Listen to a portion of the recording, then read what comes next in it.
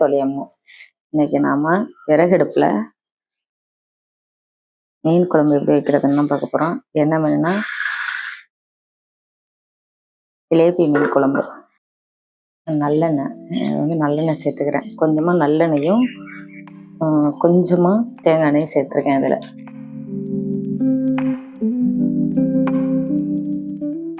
இது கூட இப்போ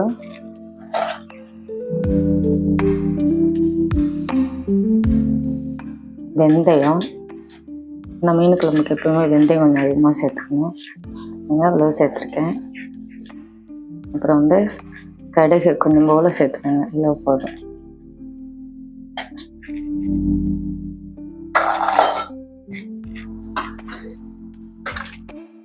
பூண்டு இவ்வளவு இடிச்சு போட்டிருக்கேன். இவ்வளோ பூண்டை இடிச்சுட்டு போட்டிருக்கேன்.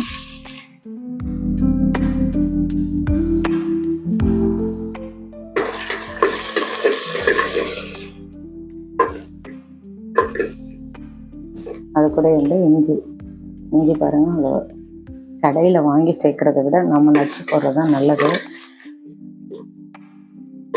நல்லா இருக்கும், டேஸ்ட் கொடுக்கும். வேற ஒன்றும் இல்லை. கொஞ்சம் அது கொஞ்சம் இதாக இருக்கிறத விட நைஸாக இருக்கும். இது கொஞ்சம் நம்ம நம்மளுக்கு விருப்பப்படி கொஞ்சம் இடித்ததை இடிக்காத பதியாக அரைச்சிக்கலாம். அதுக்குள்ளே 2 பச்சை மிளகாய். இப்போ நல்லா இந்த பச்சை வாசம் போயிடட்டும்.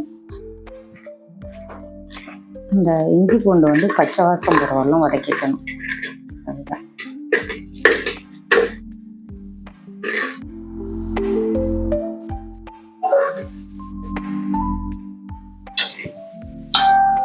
பாருங்க. இந்த லெவலுக்கு வந்த உடனே மெயினாக மீன் குழம்புக்கு சின்ன வெங்காயம் தான் போடுவாங்க. அதிகமாக போட்டுட்டா அது நல்லாயிருக்கும். நான் சின்ன வெங்காயம் இவ்வளோ போட்டிருக்கேன்.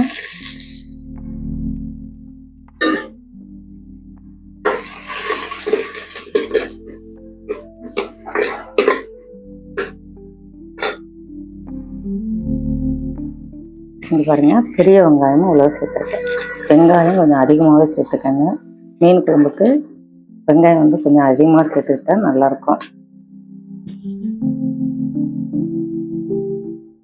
இப்போ பாருங்க, இவ்வளோ கொஞ்சமாக இவ்வளோ உப்பு போட்டுப்போம். ஏன்னா வெங்காயம் வதங்கிறதுக்காக.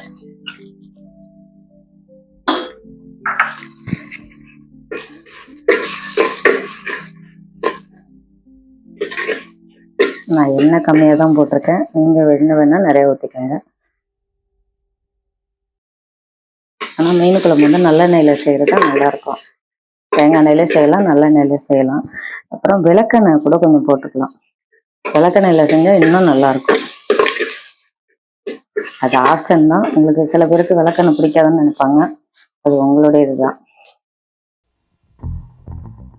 பாருங்க, நல்லா வெங்காயம் வதங்கிட்டு இந்த டைம்ல நம்ம தக்காளி கூட சேர்த்துப்போம்.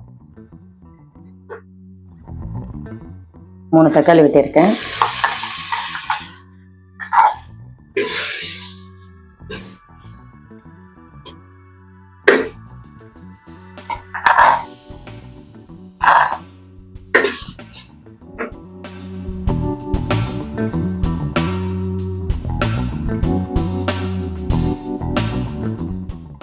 தக்காளி நல்லா வதங்கணும். வதங்கின உடனே அப்புறம் பாருங்க, அது கூட கொஞ்சமா இது சேர்த்துக்கிறேன். கருவடம். இவ்வளவு கருவடம் சேர்க்கிறேன். கருவடம் எண்ணெயில போட்டு ரொம்ப வதக்கிடக்கூடாது. இந்த டைம்ல சேர்த்துக்கோங்க.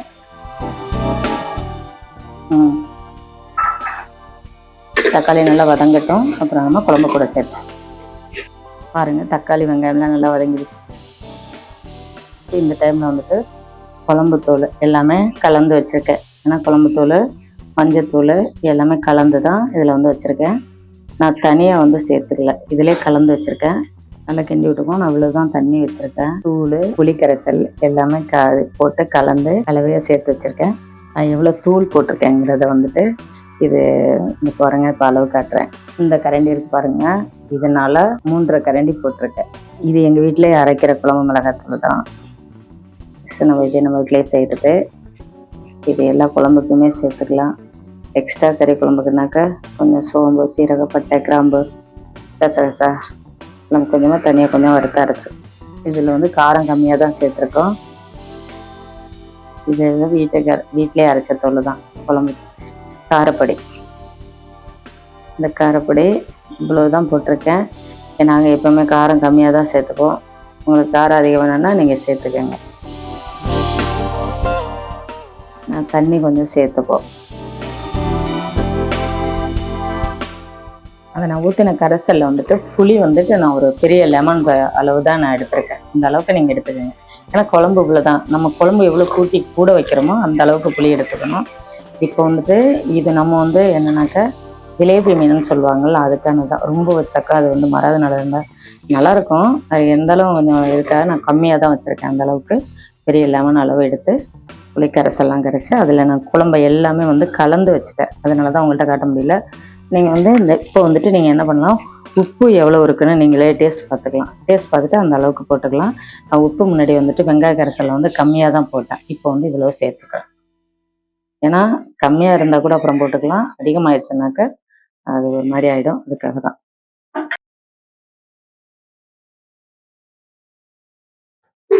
கொஞ்சமாக தண்ணி கொஞ்சமாக ஊற்றி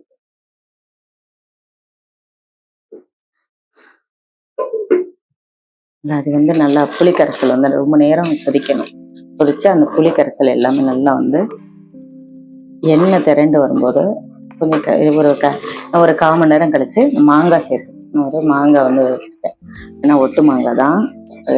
மீன் குழம்புக்கே வந்து மாங்காய் போட்டால் நல்லாயிருக்கும். குழம்பு நல்லா கொதிஞ்சு வந்திருக்கு. இந்த டைமில் வந்துட்டு மாங்காய் சேர்த்துப்போம்.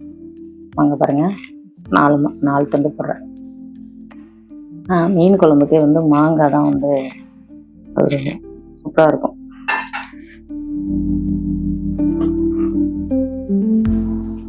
நல்லா அந்த மாங்காய் வந்து ஒரு கொதி வரட்டும். கொதி வந்த உடனே ரொம்ப வந்து விட்டுட்டோம்னா மாங்காய் கரைஞ்சிடும். அப்போ மீனை போட்டோம்னாக்க ரொம்ப புளிப்பாயிடும். அதனால தான் ஒரு கொதி வந்த உடனே வந்து குழம்பு மாங்காய் வந்து மீனை வந்து அதை கூட சேர்த்துக்கணும். சேர்த்துட்டு அது போட்டு ஒரு கொதி வந்த உடனே தேங்காய் கரைசல் அரைச்சி வச்சுருக்கேன்.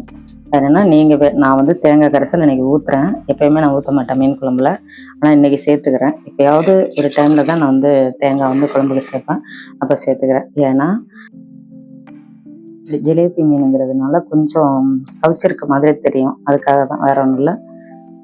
அதை கொஞ்சமாக தேங்காய் கரைசல் ஊற்றிட்டோம்னா நல்லாயிருக்கும். ஆனால் கிராமத்து சைடெல்லாம் வந்துட்டு அந்த ஜிலேபி மீன் குழம்பு தான் வைப்பாங்க. அது நல்லாயிருக்கும். இங்கே பாருங்கள், இது வந்து மீன் நல்லா வந்து மீனை வாங்கிட்டு வந்துட்டு நல்லா அலசிடணும். அலசிட்டு அதில் வந்து நம்ம அரிசி களைஞ்ச தண்ணி இருக்குது பார்த்தீங்களா, நல்லா அரிசி நல்லா கழுவிட்டு ஒரு 5-6 கழுவு கழுவிட்டு அந்த கடைசியாக ஒரு தண்ணியில் வந்துட்டு அந்த தண்ணி அதில் ஊற்றி அதில் கொஞ்சமாக உப்பு சால்ட்டு கொஞ்சமாக போட்டிருக்கேன். அதோட கொஞ்சம் மஞ்சத்தூள் புளி ஒரே ஒரு சொல புளி போட்டு அதை வந்து என்ன பண்ணியிருக்கேன்னா கரைச்சி விட்டு இதில் வந்து அந்த மீன் எடுத்து அதில் போட்டுடணும். ஏன்னா கவிச்சிருக்காது. இன்னொரு விஷயம் என்னன்னாக்கா இந்த குழம்பு மீன் வந்துட்டு அந்த மீன் வந்துட்டு சீக்கிரம் கெட்டு போகாது. இப்போ நம்ம குழம்புல எடுத்து போட்டோம்னா ஏற்கனவே வந்துட்டு புளிக்கரைசலும் அதில் சேர்ந்துருக்கு, உப்பும் சேர்ந்துருக்கு. அதனால இந்த மஞ்சத்தூளும் போட்டிருக்கோம். அவ்வளோவா கவிச்சிருக்காது. அதுக்காக தான். பாருங்க, இது மாங்காய் இந்த அளவுக்கு வெந்தால் போதும். இதுக்கு மேலே வந்ததுனாக்கா நம்ம மீன் போட்டோம்னா அது வந்து மாதிரி கரைஞ்சா நல்லா தெரியாது. அதுக்காக தான். இப்போ வந்து மீன் பாருங்க, அந்த தண்ணியோடைய நான் சொன்னல அந்த புளிக்கரைசல், உப்பு தண்ணி, மஞ்சத்தூள் அதெல்லாம் போட்டு வச்சிருக்கேன்னா அதோடய போடக்கூடாது. அது ஏன்னா கவிச்சடிக்கும். நல்லா தான் கழுவிட்டு தான் வச்சாலும் கவிச்சடிக்கும். அந்த தண்ணியை எடுத்துடணும். அந்த தண்ணியை நல்லா பாருங்க, நல்லா அந்த தண்ணி வந்து நல்லா எடுத்துட்டு அப்புறம் ஒரு 3 கழுவிட்டு அதுக்கப்புறம் தான் மீன் வந்து இது கூட சேர்த்துக்கணும். நல்லா எண்ணெய் வந்துட்டு நல்லா தெளிஞ்சு மேலே வந்துருச்சு பாருங்க. நல்லா வந்து இதாகி வந்துட்டு இப்போ இது கூட வந்து நம்ம மீனை சேர்த்துப்போம். நல்லா குழம்பு வந்து நல்லா கொதிஞ்சிருச்சு. நல்லா புளிக்கரைசலாம் நல்லா வந்து ஆகிட்டு இது கூட வந்து மீனை சேர்த்துப்போம்.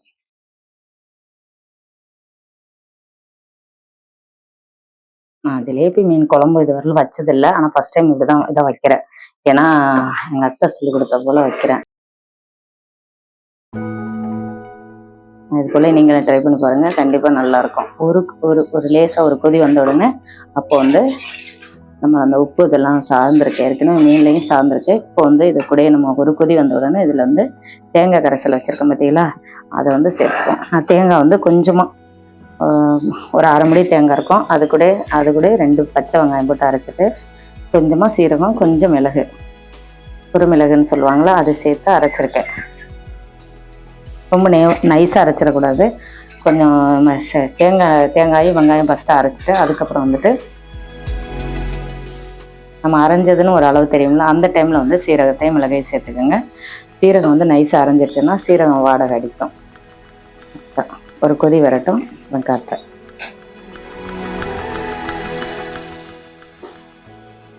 பாருங்க, நல்லா வந்து மீன் வந்துருச்சு.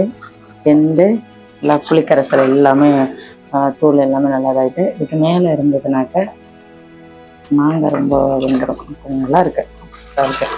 எண்ணெய் எல்லாம் பாருங்க, எண்ணெய் நல்லா தெரிஞ்சு வர டைமில் இப்போ வந்து நம்ம இது கூட வந்துட்டு நான் உங்கள்கிட்ட சொன்ன பார்த்தீங்களா தேங்காய், இது ஆப்ஷன் தான், வேணுன்னா நீங்கள் சேர்த்துக்கோங்க. என்னுடைய இது நான் சேர்த்துக்கிறேன். சரிங்களா? அரை முடி தேங்காய், கொஞ்சமாக சீரகம், தேங்காயும் பச்சை வெங்காயத்தையும் அரைச்சிட்டு அதுக்கப்புறம் கொஞ்சமாக நைஸாக வந்து ரொம்ப நேரம் அரைச்சிடக்கூடாது. இந்த லெவலுக்கு தான் அரைச்சிக்கணும். சீரகமும் குறுமிளகும் போட்டு அரைச்சிக்கிறேன். இப்போ இது கூட சேர்த்துக்கிறோம்.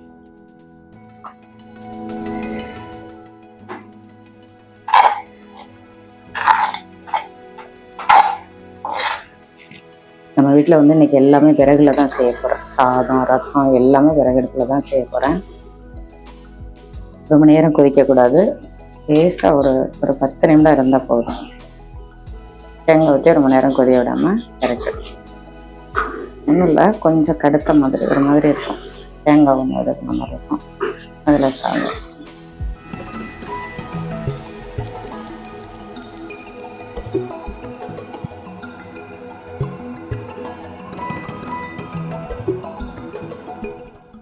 பாருங்க, ஒரு 10 நிமிடம் அந்த குழம்பு தேங்காய் ஊற்றணும்ல, அப்போ வேறு நிறைய இந்த லெவலுக்கு குழம்பு இருக்குது. இந்த டைமில் வந்துட்டு நம்ம தேங்காய் ஊற்றி ரொம்ப நேரம் குழம்பு வந்து அடுப்பில் வைக்கக்கூடாது. இப்போ கொஞ்சமாக மல்லித்தலை சேர்த்து அப்படியே அரைக்கிற வேண்டியதான்.